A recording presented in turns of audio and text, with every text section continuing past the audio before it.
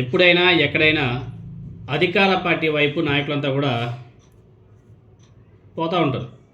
అధికార పార్టీ కండువా కప్పుకొని అధికారంలో అధికారాన్ని చలాయించాలని చెప్పేసి అధికార పార్టీలోకి వలసలు వెళ్తూ ఉంటారు.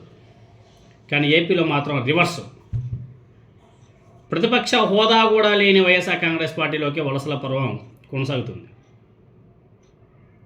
ఈరోజు రేపల్లె నియోజకవర్గానికి సంబంధించినటువంటి కాంగ్రెస్ పార్టీ నాయకుడు మోపిదేవి శ్రీనివాసరావు ఆయన వైఎస్ఆర్ కాంగ్రెస్ పార్టీలో చేరడం జరిగింది.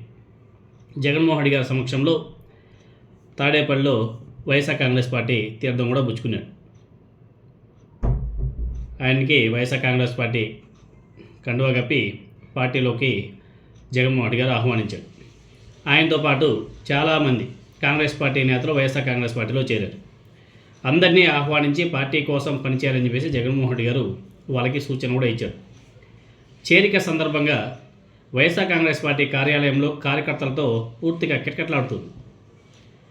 ఈ సందర్భంగా జగన్మోహన్ రెడ్డి గారు మాట్లాడుతూ, మోపిదేవి శ్రీనివాసరావు వైఎస్ఆర్ కాంగ్రెస్ పార్టీ కుటుంబ సభ్యుడిగా వచ్చాడు, మన మీద నమ్మకం ఉంచి పార్టీలోకి వచ్చాడు. మోపిదేవి శ్రీనివాస్ గారికి అన్ని రకాలుగా న్యాయం చేస్తాం.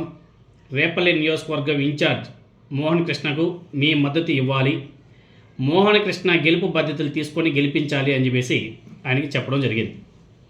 అదేవిధంగా మోపిదేవి శ్రీనివాసరావు గారు చేసే మంచిని జగన్మోహన్ రెడ్డి గారు ఎన్నటికీ మరవడు. అదే చట్టసభలో కుర్చీ వేసి కూర్చోబెట్టే కార్యక్రమం కూడా చేస్తా అని చెప్పేసి జగన్మోహన్ రెడ్డి గారు చాలా స్పష్టంగా చెప్పడం జరిగింది.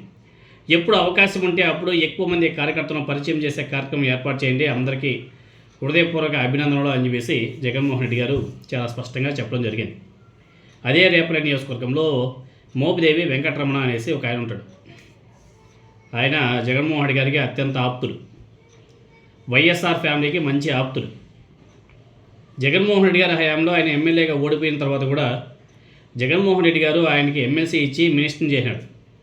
తర్వాత ఆ ఎమ్మెల్సీ ఏదైతే ఉందో దాన్ని తీసేద్దామని చెప్పేసి అనుకుంటే తరుణంలో జగన్మోహన్ రెడ్డి గారు మోపిదేవి వెంకటరమణ గారికి రాజ్యసభకు వెళ్ళడానికి అవకాశం కల్పించారు. ఆయన రాజ్యసభ ఎంపీని కూడా చేశాడు. అధికారం కోల్పోయేలోపు ఆయన సైలెంట్గా ప్లేట్ పిటాయించేసి తెలుగుదేశం పార్టీ కండువా కప్పుకున్నాడు. ఇప్పుడు ఆయన పరిస్థితి ఎలా ఉందో తెలుగుదేశం పార్టీలో పూర్తిగా అయితే తెలియదు, కానీ ఆయన అయితే తెలుగుదేశం పార్టీలో ఉక్కిరి బిక్కిరి అవుతున్నారని చెప్పేసి వార్తలు అయితే గట్టిగా వస్తున్నాయి. ఎవరైతే వైఎస్ఆర్ కాంగ్రెస్ పార్టీని విడిచి తెలుగుదేశం పార్టీ కండువా కప్పుకున్నారో ఒక మోపిదేవి వెంకటరమణారావు కానీ, అదేవిధంగా ఉదయభాను కానీ, అదేవిధంగా బాలినేని శ్రీనివాసరెడ్డి గారు కానీ, వీళ్ళంతా కూడా పాపం చాలాసార్లు ట్రై చేశారు మళ్ళీ వైసీపీలోకి చేరడానికి. కానీ జగన్మోహన్ రెడ్డి గారు చాలా స్పష్టంగా చెప్పాడు, ఎవరైతే వైఎస్ఆర్ కాంగ్రెస్ పార్టీని కష్టకాలంలో వదిలేసి వెళ్ళిపోయారో వాళ్ళకి గేట్స్ అన్నీ కూడా క్లోజ్ అయిపోయి వైసీపీలోకి వాళ్ళని రీఎంట్రీ చేయించుకునే అవకాశమే లేదు. ఎవరైతే కష్టకాలంలో వైఎస్ఆర్ కాంగ్రెస్ పార్టీకి అండగా నిలిచారో వాళ్ళే వైఎస్ఆర్ కాంగ్రెస్ పార్టీకి నిజమైనటువంటి కార్యకర్తలు, నాయకులు.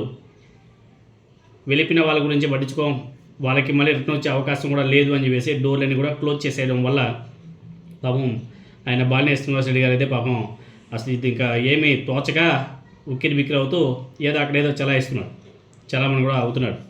కానీ మోపిదేవి వెంకటరమణ గారు అసలు ఎక్కడున్నాడో ఏం చేస్తున్నాడో ఆ దేవుడికే తెలియాలి, లేకపోతే నారా చంద్రబాబు నాయుడు గారు తెలియాలి. పాపం ఆయన ఏ ఉద్దేశంతో, చంద్రబాబు నాయుడు గారి మీద ఏ నమ్మకంతో రాజ్యసభకు రాజీనామా చేసి ఆయన తెలుగుదేశం పార్టీలో చేరాడో మనకైతే అర్థం కాదు.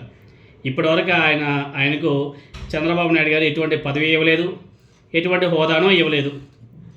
మరి ఆయన ఎక్కడున్నాడో ఏం చేస్తున్నాడో ఆ దేవుడికే తెలియాలి. అదేవిధంగా ఏలూరుకు సంబంధించి నాని అనేసి ఒక ఆయన ఉంటాడు. ఆయన పరిస్థితి కూడా సేమ్ అలానే. ఆయన తెలుగుదేశం పార్టీ కండువా కప్పుకున్నాడు. ఆయన పరిస్థితి కూడా ఆ దేవుడికే తెలియాలా, నారా చంద్రబాబు నాయుడు గారికి తెలియాలి.